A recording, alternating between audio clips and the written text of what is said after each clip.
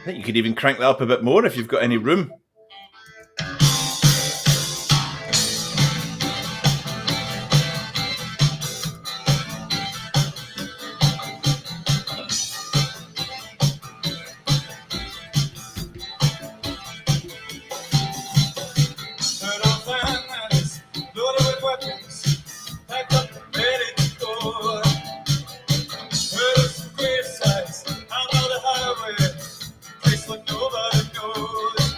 There's our middle brother, Andrew Slesser.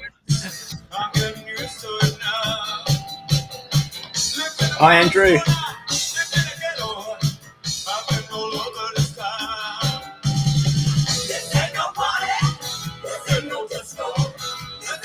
It is a party, though, isn't it?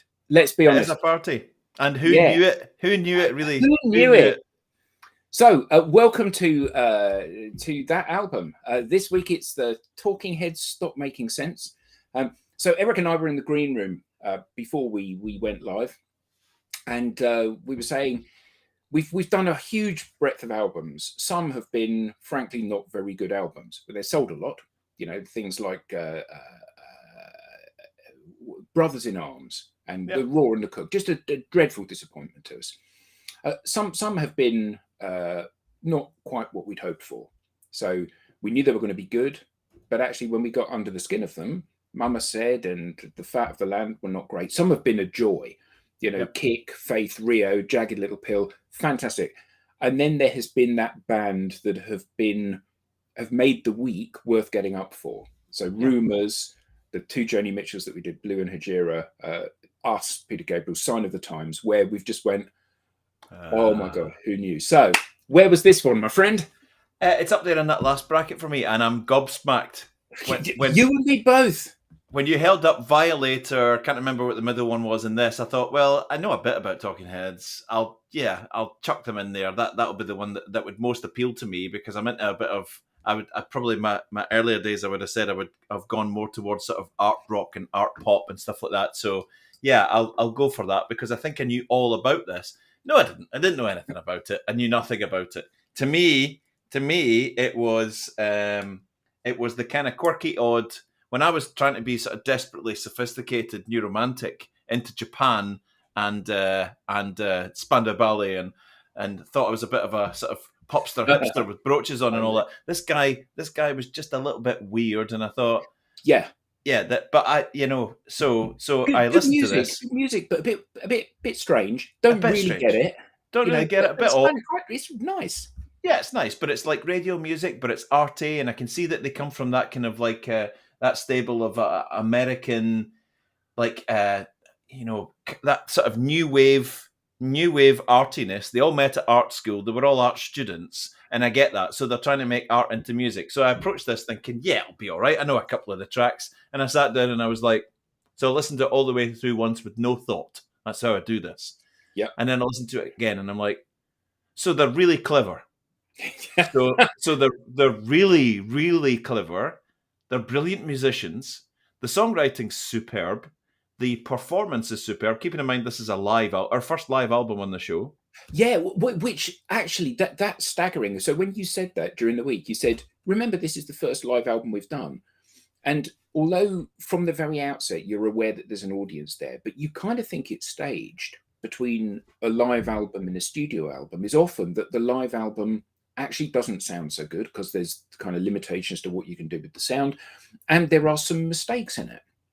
So, one of the best-selling live albums of all time is Eric Clapton Unplugged.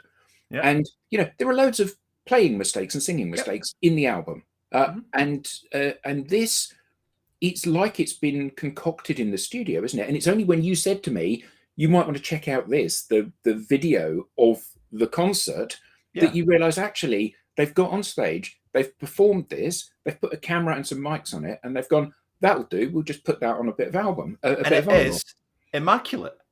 It's immaculate. Absolutely. Every single performer is on point. So there's an incredible performance, incredible musicality. Hi, Chris. Amazing intensity, amazing commitment to the art, which is their musical form. But also, I don't mind making a fool of myself when it's worth being made a fool of. I'd paid so little attention to Talking Heads. I was aware of them. They kind of came in and out of the sphere of my musical world. I thought David Byrne was the singer-songwriter. I didn't realise that when you hear Psycho Killer, that he comes out and that guitar, he's doing it. Yeah, whilst dancing and singing. But for me, they were... I actually... Because obviously, when we were young, there was no internet. So if you liked a record, you went and bought it. You maybe heard it on the radio, but for this kind of stuff, probably not. So I had these guys pegged as being just like Kraftwerk. I thought they were a German group. The odd song popped up here and there, and you go, "Oh, that's pretty cool." Later on, I bought the album, and I should have recognised that quite a lot of thought had gone into this. So I love this on the album. Yeah.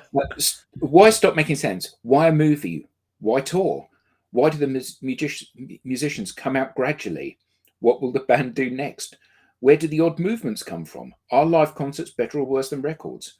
Why no special effects in the movie? Why a big suit? It's just so. But this is deprecating. Yeah, totally. But this is artists who are brilliant at music as well, that come out of that punk, art rock, funky, new wave. Anyone we're standing in the record shop listening through headphones to new stuff, yeah, totally amazing, right? That was the point of going up to London to HMV. And for me, it was to go to booths. Tower Records in Glasgow, to listen to it. Now we would have to spray it, clean it, wear a mask, put it on. Yeah, absolutely. So I've been blown away because I sat there a few times looking over, going, really? That is just phenomenal what they're doing. So complex, and as you say, when we do our little notes, I didn't know you did this, but we do exactly the same thing. We copy the lyrics, we put them over. The amount of complexity and just the lyrics alone are incredible. Pages and pages of them, and it doesn't seem like there's that many words when you listen to the album, does it? But then, as we'll find out as we start to listen to this, so that little like Mario Brothers ditty that they do, that then suddenly starts to get more complex. I'm glad you said Mario Brothers. So, 1983. This right. So in 1983, Mario Brothers was released, as was Cabbage Patch Dolls, as was Thriller, right. As was CD in America. It was already in Europe and Japan, but not in America at that point. You may well remember this as being one of the greatest years ever, because Aberdeen beat Real Madrid to win the European Cup. Oh yes, absolutely. I was a Glasgow boy at the time, but I did hear that the people from up north had done that. Yes. We talk about people when they're young, and what they achieve, like George Michael and that sort of thing. We've got Samantha Druce, age 12, swam the English Channel this year. Wow. Age 12. Richard Noble, 650 miles an hour, world land speed record. No notable births though this year. Except Amy Winehouse. Andrew Garfield and Cheryl Cole, but they don't really count, do they?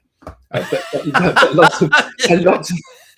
lots of sad deaths. Desmond Bagley, the author, Tennessee Williams, William Walton, the composer, Buster Crabbe, who you will remember from Flash Gordon when you were a kid. Yeah. Buckminster Fuller, Ira Gershwin, Ruben Rousing, who invented the Tetra Pak, and Juan Miro, the artist. So 1983 in a minute. But yeah, like Super Mario came out this year. So in amongst that little plinky plonky start to the music where the bass starts to come in and then they start to drive, which I've now found as a kind of motif of their music, where they'll have a driving repetitive rhythm. Yep. It has been recorded that David Byrne thinks he's definitely got some form of Asperger's or autism. And he's been undiagnosed, but lots of his medical friends have said that you're right in the center, right in the middle of where you need to be. Yeah, unstoppably focused on something to the point where nothing else matters. So actually, what you find out is that they're very clever musicians. They like this kind of like driving undercurrent of a mixture of what they loved. They grew up listening to Parliament And then you realise that they were also, as a group at art school, they were into Fela Kuti. They were into world music, African rhythms and stuff like that. So when you start to hear funk, a little bit of experimental punk, new wave, avant-garde music coming, they were into Cannes from Germany. If you mix all that together, you get this big, rich swelling. And then you add in socio-political commentary on social conditions, cleverly masked as little songs. Pretty amazing stuff. I'm chuffed to bits that this has happened this week. Do you want some stats? No, not really. Yeah, of course. Stop Making Sense is a live album from American rock band Talking Heads. It's the soundtrack to the film of the same name. 9 tracks were on the original, albeit with a tiny bit of treatment and editing that they did. So not just the raw recording. They did a tiny little bit of studio treatment. The album spent over 2 years on the Billboard 200 chart. It was the first album to be distributed by EMI outside North America. The album was ranked 345th on the Rolling Stones magazine list of the 500 greatest albums of all time. In 2000, it was voted 394 on Colin Larkin's all-time 1,000 albums. And in 2012, Slant magazine listed it at number 61 on the best albums of the 1980s. So hold on a sec. Let's just wind back to one of the points you said earlier. So this was the 80s. This was the high point of music being written. So Chris said about Elton John and Bowie, and obviously, loads and loads, Rod Stewart, The Stone, loads and loads of mega bands there bringing out albums every single year. And this spent 2 years in the top 200 albums. 2 solid years. And I think one of the reasons for that is there's something for everyone on here. There is something for everyone. If there's someone who's like, oh, that's a poppy little tune, I quite like that, or that's pretty complex and kind of like current and all of that. Well, that's a nice tune. There's lots and lots of stuff in here. And Talking Heads themselves formed in 1975 in New York City, and were active until 1991. Just quickly, where does David Byrne hail from originally? Yeah, he was born in Dumbarton, so technically they're a Scottish band. Technically they're a Scottish band. Yeah, we're claiming. Aren't they all? David Byrne, Chris Frantz, Tina Weymouth on bass, Jerry Harrison on keyboards and guitar, drummer Chris Frantz, and they were described as one of the most critically acclaimed bands of the 80s. The group helped to pioneer new wave music, integrating elements of punk, art rock, funk, and world music with an anxious, and I think that's a clear word because David is tense and anxious.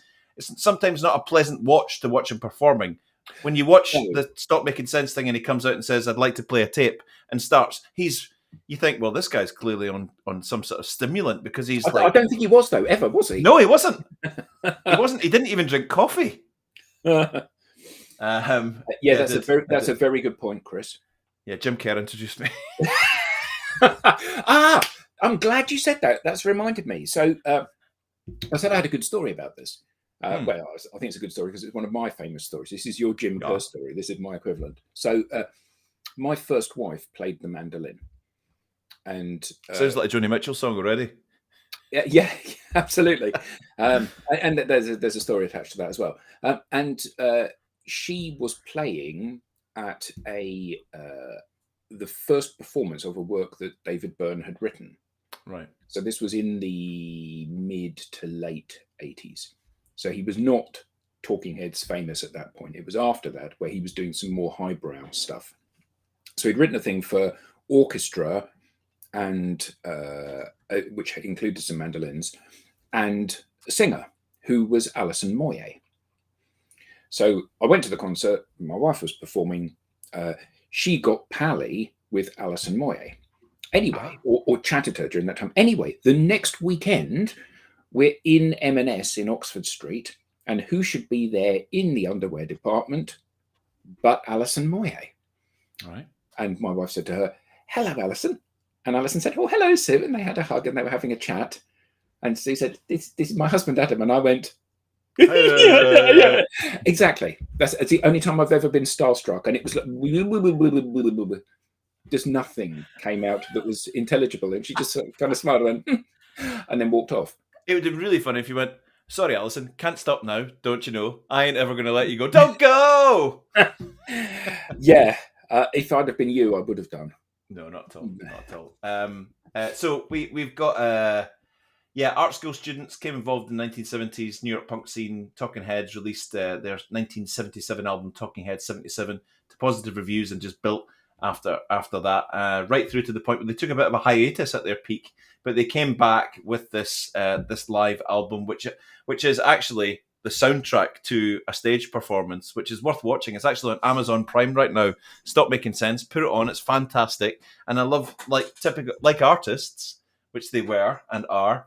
They do it really, really cool. It starts with the stage in bits, It's empty, like it's an empty movie paint set. tins and ladders and Yeah. all the backdrop and all that, and they slowly build up to the point over 4 or 5 songs until they get the stage on and the artist is on. So paint the picture. So he walks out onto stage with a guitar on his strap, and there's a single microphone in the middle of the stage, and he walks up and he's got a boombox, puts it down and says, "I want to play a tape," presses play, gets hold of the guitar, and this is what comes out.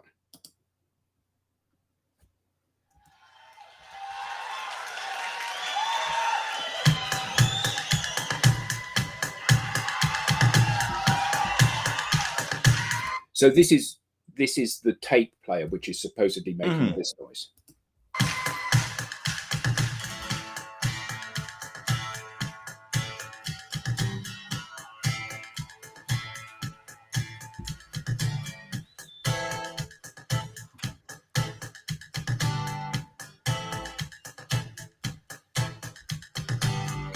Can't seem to face up to the facts.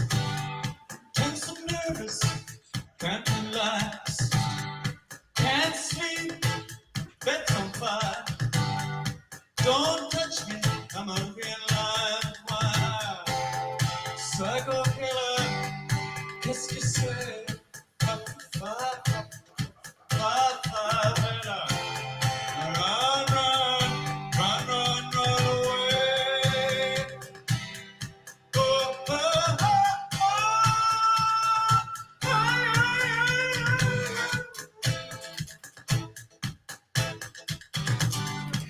I just don't, like I said to you, when I was listening to this over the course of the week, I found it really difficult to analyze what was going on and do that album stuff, because it's just such fantastic music, such a fantastic performance, like those real pinnacle albums where you can post rationalize it and go through and read the lyrics and then read what people have said, oh, it means this, and any interviews with people, which I've done, like you have, but actually listening to it, it's just washed over me like a comforting blanket, really. Yeah, when actually this shouldn't, because this is actually a very, very awkward song about a very, very difficult subject. This song was takes us inside the head of a deranged murderer. This song, do you know when this song was actually written? Yeah, it was written before, but actually this arrived in the charts, didn't it? It was launched just after somebody was, unfortunately, arrested. There was a horrendous killing. But 1973 they penned this at the Rhode Island School of Design.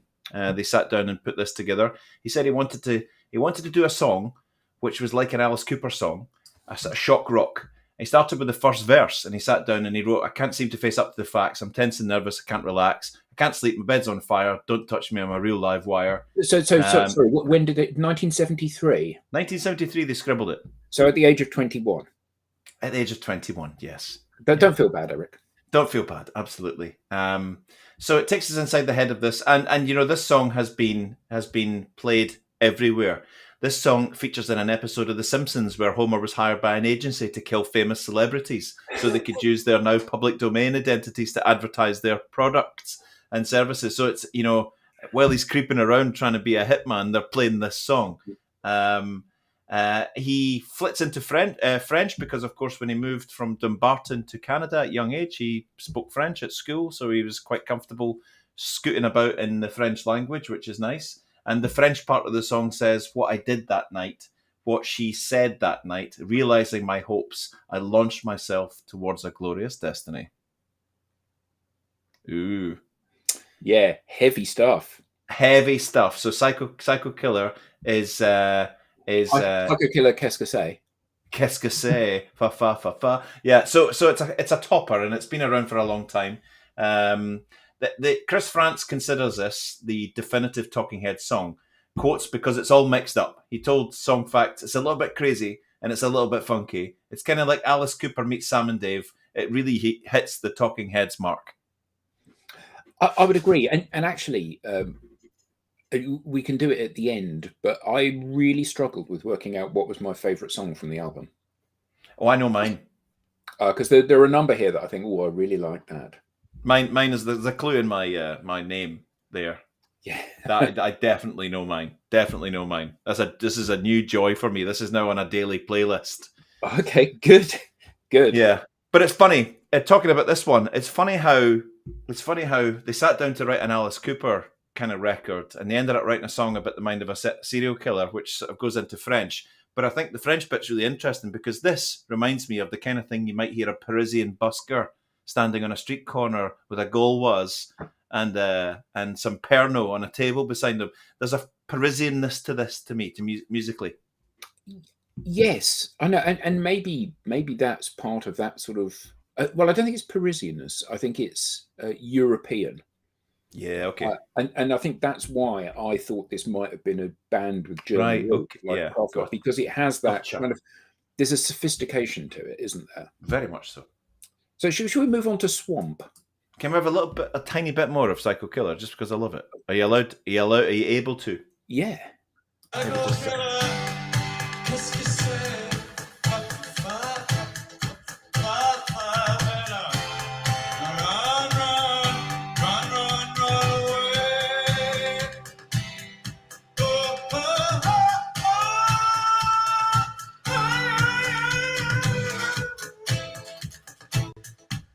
I mean, he puts everything into his performance, doesn't he?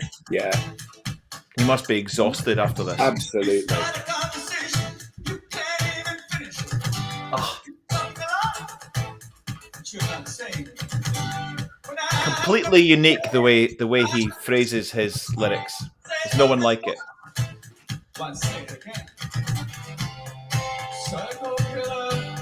Love it. And I'm picturing him on stage, and I'm thinking again about this the big suit thing, because that's so funny. And he says here on the back, special effects, why a big suit? And it's quite interesting reading about that, isn't it? He wanted to make his head look smaller, and he said, so the biggest way to make my head look smaller is just to put a bigger suit on. So it's quite interesting that because it starts with just him on the stage, and then that's a good point. It's like a bit of a loving going on here, isn't it? Yeah, that is. He comes onto the stage, and because he's tall and slim, isn't he? Yeah. He comes onto the stage, and it's just him with his guitar. And then for the next track, more people come on, and the next track, more people come on, and the stage gradually, and the instruments come on, and between tracks, often he goes off and he puts a bigger suit on, and the suit gets bigger and bigger and bigger until it's probably twice the width of him, not easily twice the width. So his head looks like a little pebble, doesn't it? I know, but I think it's really funny when he takes the jacket off and you can see the extenders round his body and the trousers. It's quite funny. Shall we rock on with track number 2? Indeed. Mario Brothers.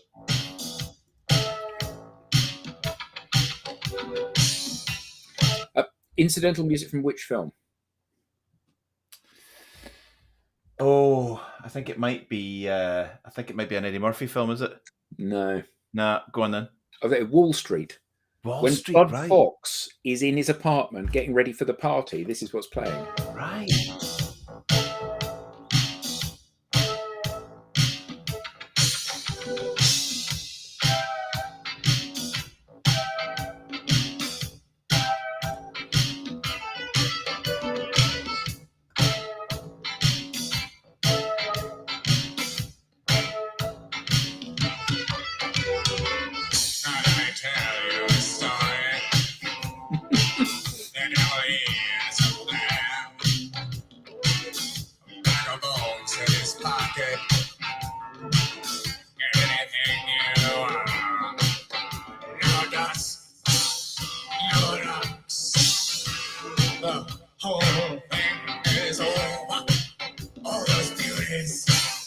southern ocean. All those beauties, they're gonna swallow you. Let's go. Yeah, yeah, yeah.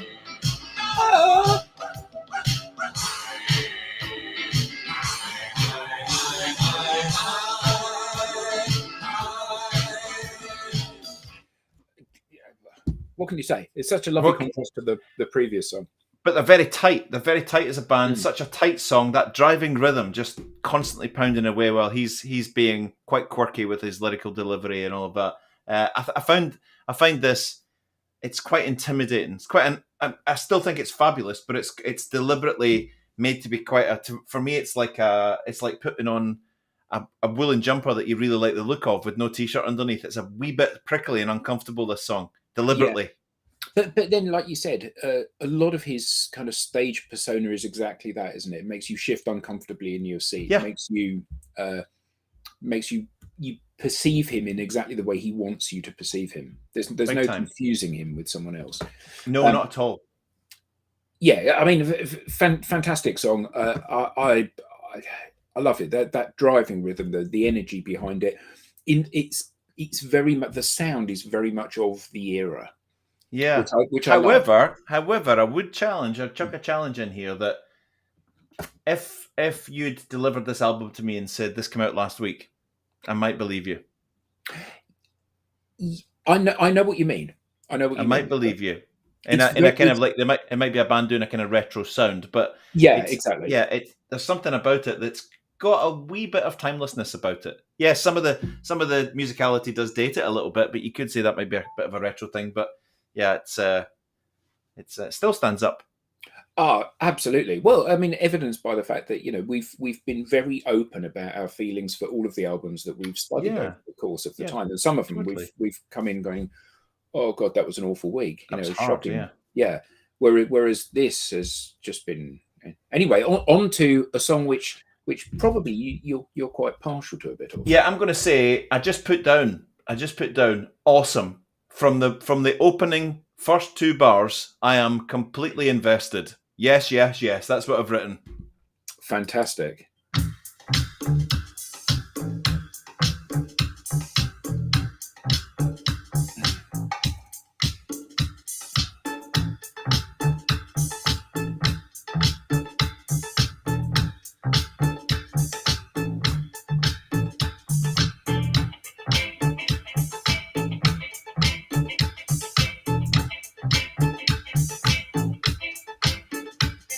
About the time you were rolling over, fall on your face, you must think over.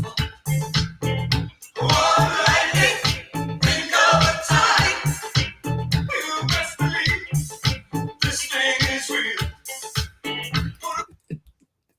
Where the harmonies come in and because it's so sparse and you can hear absolutely everything, it's still impossible to believe that this is recorded live, isn't it? Oh, unbelievable. The harmonies are fantastic. I'm so glad that they're influenced by what I've travelled quite a bit extensively in Africa, up and down the coast of West Africa, and I've been in bars at night and restaurants at night where the local house band has been playing, and the opening been bars playing for this this. song, You know, playing just, that, yeah. like this. just like that. As it starts, I thought to myself, this is like a lot of the songs from the vibe and the mix of the sound from Nightclubbing by Grace Jones. Yeah, totally. That same sort of French Guiana kind of Yep. pumping rhythm, sophisticated and very smooth. Very delivery, smooth, yeah. but allows the vocalists and the lead instrumentalists, because there's such a solid rhythm track going down there, they can layer anything they want onto it, and it's going to cope with it. It's going to take it because it's Yeah. solid. But the harmonies, absolutely gorgeous. I flipping love this. Love it, Well, love it, love it, I'll love it, give, love it, I'll love give it, you a love little bit more then, shall I? it. Yeah. When I go, this party's simple. I recognize what is in your mind. God help us lose our minds. We should be people. Help us understand what's the matter with you. He's all right. I see his face. The Lord will find. Ah, Yeah, just fantastic. And it's one of those things where every track is better than the last. I mean, it starts, but you know, it just builds and builds and builds. Just fantastic, absolutely. but he fantastic. still manages to. It's amazing that we're singing all these praises. He still manages to find a little thumbnail just to work underneath your skin just a little bit, just to make you feel a little bit uncomfortable. It's Yeah. quite challenging, but it's fabulous, right? He's yeah, amazing. So this the next track is one of the candidates for best track on the album for me. Yeah, easily. Even though Tom Jones has sort of sullied it a little bit for me, but we'll leave that. So we did say at some point we might do, you know, best covers ever. It won't be cropping up on that then, I take it. Oh yeah, yeah, that won't be cropping up on it at all. But this is an absolute pumping, thrusting powerhouse. And I put shame it was copied by Tom Jones. Yeah, it's harmless. It was used in Flushed Away, wasn't it? Was it? I believe so. Right. Which was, as you know, a film about rats living in the sewer. Exactly. Yes. I love an interesting thing. You know, we said about Jeff Lynne is always waiting on a railway station, and Joni Mitchell is always in a dark bar somewhere. Yes. David Burnett would appear as always because a lot of his songs start with don't they? So, watch out! Simon. You might get what you're after. Yeah. You know, it is an interesting opening to a song. But I love this. Absolutely. That's fabulous. It's a pumping, thrusting powerhouse. I've written a party track. And again, just a reminder, it's live. Yeah. It's so together. It's almost like the audience have been put on in post-production, isn't it? Yeah, totally.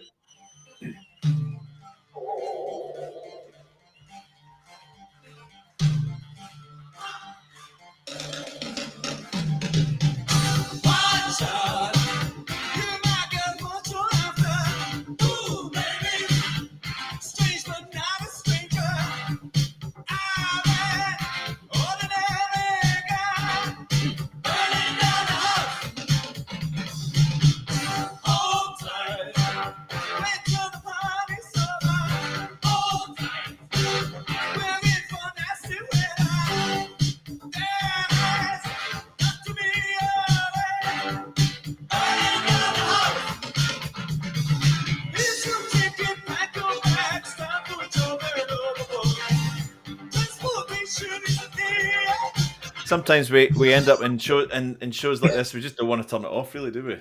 Yeah, absolutely. So I was reading some notes that I grabbed from somewhere, and it says a few of the shows were recorded for the concert film, which Stop Making Sense, which shows the band in peak form, especially on this track.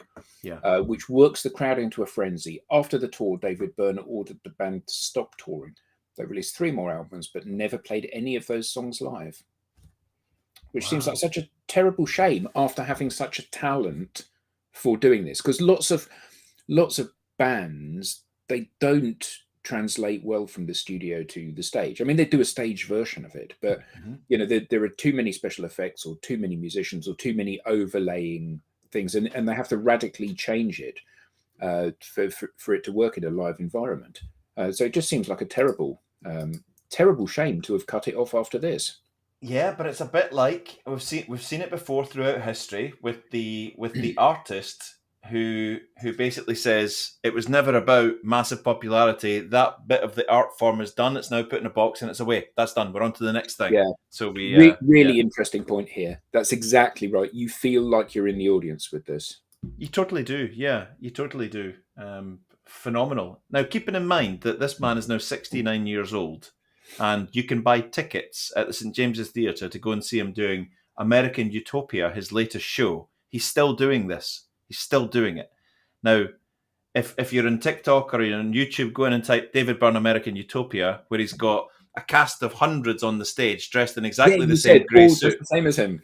With no shoes on, doing these complicated kind of arm movements to these songs. And he's still cranking out cutting edge art pop with dance music, art, and singing and all of that, all of these different art forms and sculpture and all of that all combined together, almost like Peter Gabriel, that music, art, dance thing.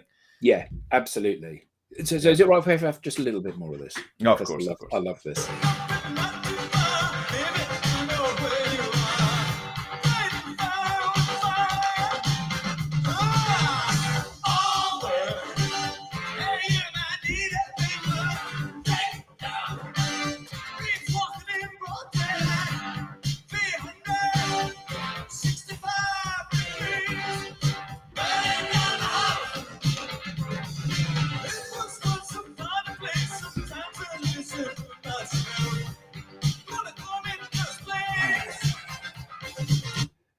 Yeah, I think one of these days we're just going to come in and put an album on and go and make a cup of tea, aren't we? Yeah, just say crack on, enjoy yourself. I'm just trying to work out why 365 degrees. Why 360? There will be a reason. 365 degrees Fahrenheit, I'm guessing. 185 degrees Celsius. Yeah. Don't know, mate. There'll be a reason. He's too clever. Yeah. Well, 365 days in a year. Could be. Because it's you know what temperature paper burns at, don't you? Yeah, it's Fahrenheit 451. It is indeed. Is that right? Yeah. It is. Yeah. Great absolutely. film. Great film. I mean, scary film. Yeah. Yeah. Put it in the context of what's happening in the world right now. Scary film. Yeah. Absolutely. Absolutely. Cool. What's next? Girlfriend is better. I've got. I've written in my notes in my own hand. Should I die, this is going to be left. My God, these people know how to grab you. Again, they do what they do best. They lay down a tight driving undercurrent and layer over those sometimes spiky but dreamy harmonies. And I've put brackets. These are my notes. Prince before Prince. Devo around the time of Devo. So it reminded me a bit of Devo, who they would have been friends with and influenced by. They would have influenced each other. I can imagine talking heads at Devo at parties trying to outquirk each other. Yeah. Like, for instance, do you know that when they met David Byrne at art school, he walked into the canteen.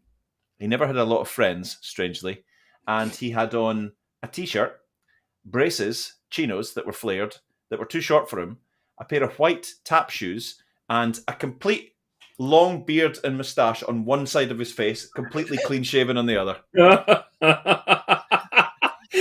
Oh, that's fantastic. And Chris Frantz said, check that guy. Tina Weymouth said, what's the beard all about? It was perfectly down here, shaved, clean, massive beard, moustache. Thing is, now that is the dictionary definition of a man who doesn't give a shit, isn't it? Not at all. I don't care. And I don't understand why people think I should care. Absolutely. Right, so here we go.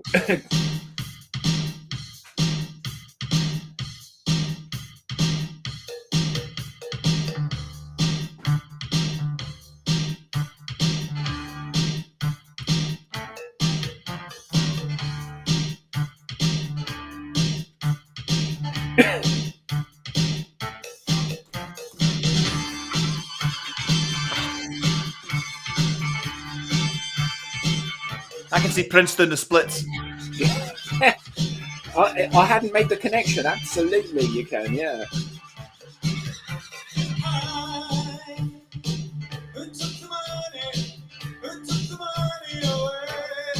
I can see the new power generation all dancing. Yeah. Please leave this track on to play. Sorry, I will, yes.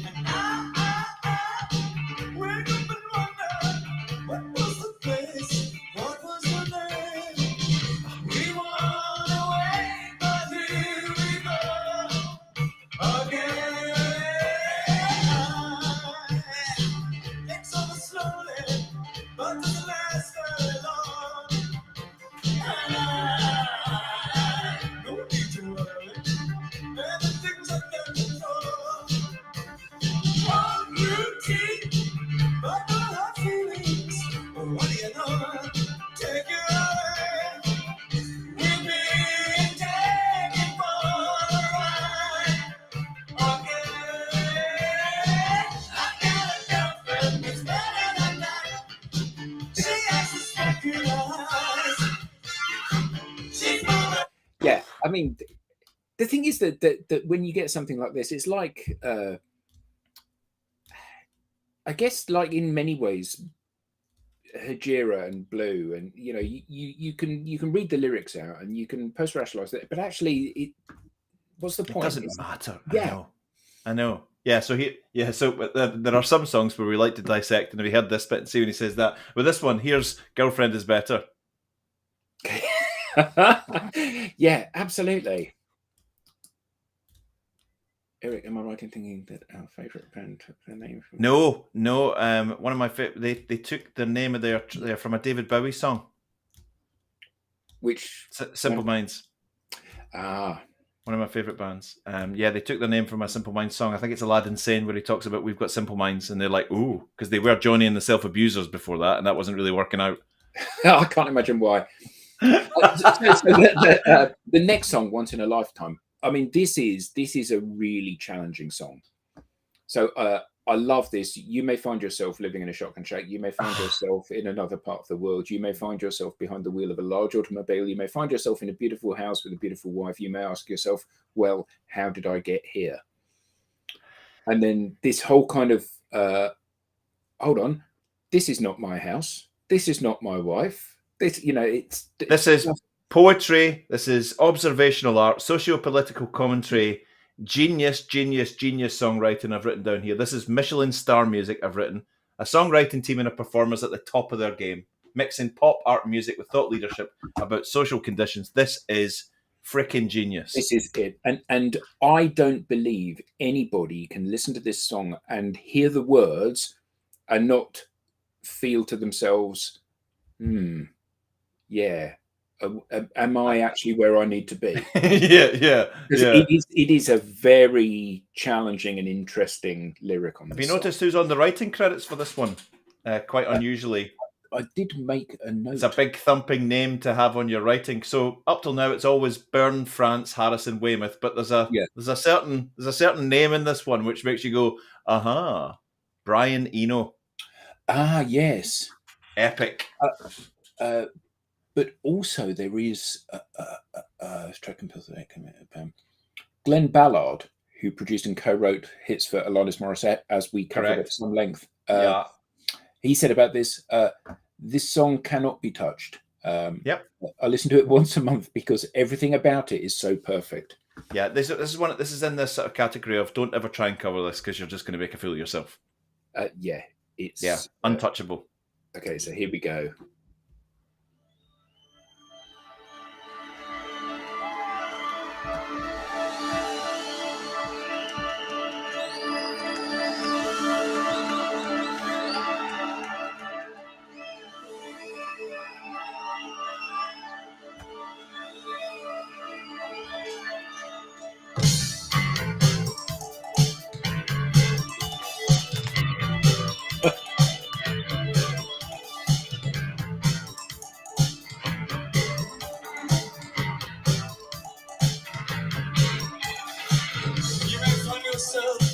Living in a shotgun shack.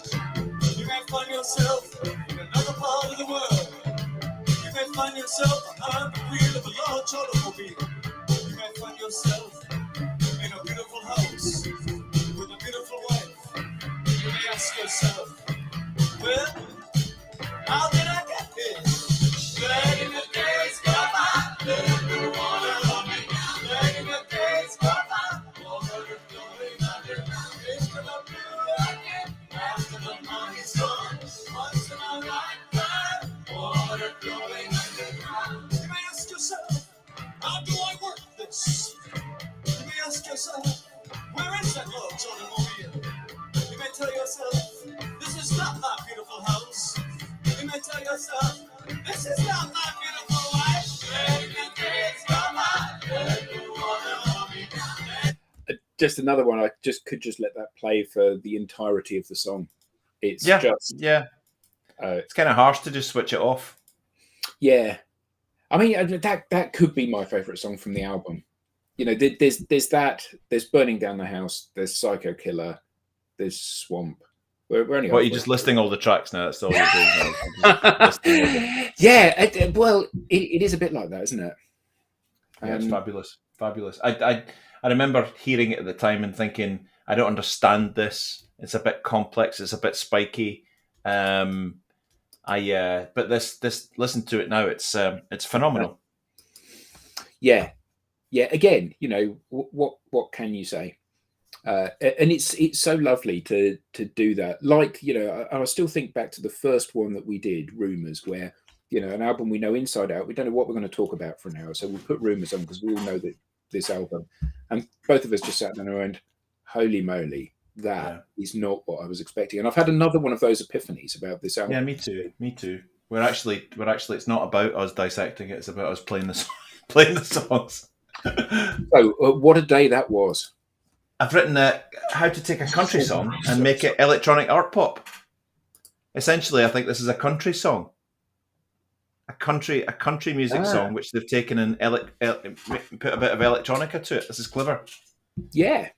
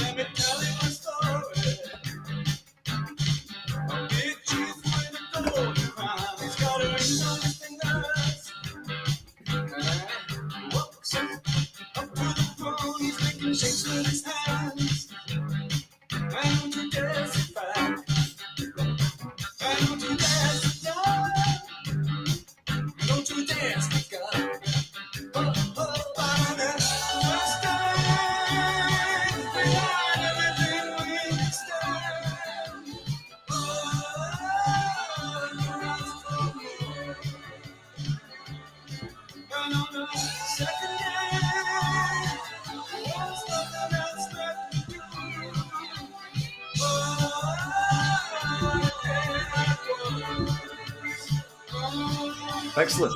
It's listening to it. It's hard to believe that it's on the same album from the same band as some of the songs that have gone before it, because it's so different, isn't it? Yeah, such totally. a different mix, such a different kind of texture of sound, a different pace. Like you said, much less pumping rhythm, much more upbeat. Like I think more bluegrass than country, but I absolutely get that kind of twangy. You know, you would play this at a barn dance, wouldn't you? 100%. It's got that kind of country bluegrass feel about it, but they do it, and I mean, you get David Byrne to sing out the Telephone Book, and it's a Talking Heads track, right? He gives anything that they do that essence. I mean, it's not like the singer leaves a band and they replace him and crack on. If David Byrne leaves Talking Heads, well, actually, if David Byrne leads Talking Heads, you go on as the Tom Tom Club, don't you? That's what you do. So, Life in Wartime. And I think what's really interesting is that when you go online and you read about the songs on this album, some of them there were reams and reams and reams of stuff written about them, and some of them there's not very much. And the next one, Life During Wartime, is one of those tracks where there's loads and loads of stuff, and you have to wade through loads of stuff. The wiki entry says punk music is very much about going against the mainstream and disrupting life as we know it. And whilst the Sex Pistols song sang vengefully about destroying the government in Anarchy in the UK, Life During Wartime has a similar sentiment with a different tone. And interestingly, some of the lyrics in this, he talks about CBGB and the Mud Club, where their first things, where they opened for the Ramones, obviously another punk band. Yeah, maybe. Yeah, this was pseudo. Yeah. So this was produced by Brian Eno, wasn't it? Mm-hmm. Who it says who was a biggie on the experimental music scene, as we know. Well, that's how you sum up Brian Eno's career. A biggie on the experimental music scene. Well, not you summing it up. Someone summing it up. Yeah, better than he was in the experimental music scene. This is very, very on trend for this band. Funky Afro beats. The the confidence in the chorus and the vocal, just wow. Yeah, huge. Yeah.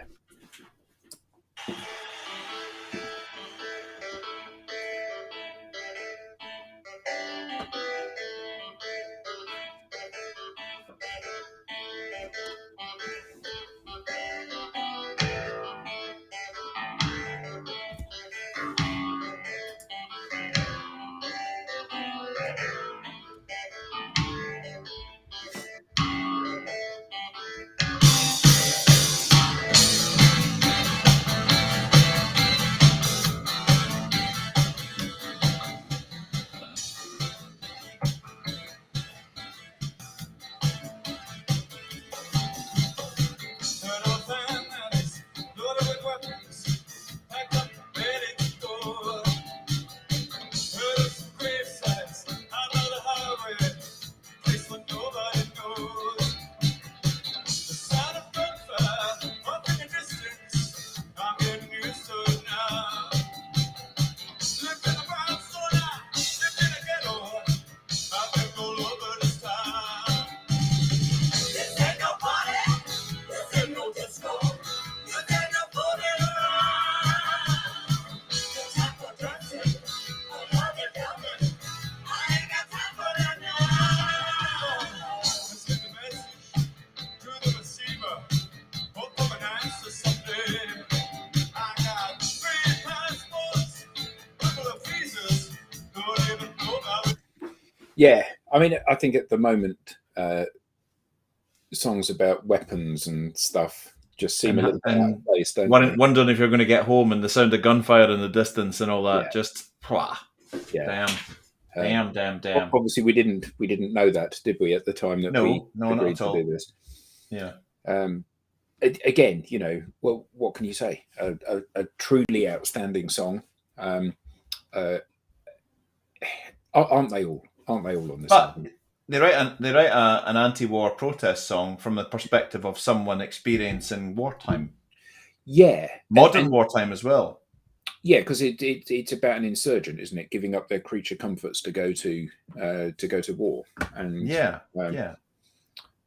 it does seem rather prophetic that we should be doing that this week, given the news earlier in the week. Absolutely. Interesting though that the song apparently was written around Tina's bass line that she'd written for this. Right. Yeah. So that was the kind of the foundation. Well, it's often the foundation for a piece of music, but actually that was the first thing that came out, and then the song was built around that. Great. Which brings us to the last track, which is obviously a cover. Yeah, absolutely. And if you're going to do a cover, because we've experienced some, I think the Raw and the Cook, where we both heard covers, and we're like, what is the point of doing a cover if you're not going to add some of your own spice to it and maybe try and improve it? Because just simply doing a half-hour version, a bit like people who cover Christine McVie's stuff, for example. There's just no point. So this is the cover of the Al Green classic "Take Me to the River," and there are some people who will know and love this version of the song and think it's a Talking Heads song, probably who haven't heard the Al Green version, because they do this in their way and they make it their own. Well, for me, this is a Talking Heads song. Yeah, it's a Talking Heads song.